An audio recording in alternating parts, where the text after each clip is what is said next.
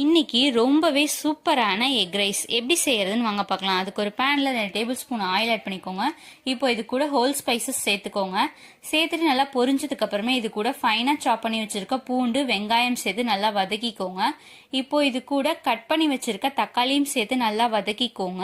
இப்போ இது கூட 1/4 ஸ்பூன் மஞ்சள்தூள், 1 ஸ்பூன் மிளகாய்த்தூள், 1/2 ஸ்பூன் காஷ்மீரி மிளகாய்த்தூள் சேர்த்துட்டு நல்லா வதக்கிக்கோங்க. இப்போ இது எல்லாமே நல்லா வதங்கினதுக்கு அப்புறமே இது ஒரு சைடா இது பண்ணி வச்சுக்கோங்க. இப்போ அதே பேன்ல 4 முட்டையை உடைச்சு ஊத்திக்கோங்க. 4 முட்டையை உடைச்சு ஊத்திட்டு இது கூட உப்பு பெப்பர் தூள் ஆட் பண்ணிக்கோங்க. ஆட் பண்ணிட்டு இது நல்லா ஒன்னா கலந்து விட்டுக்கோங்க.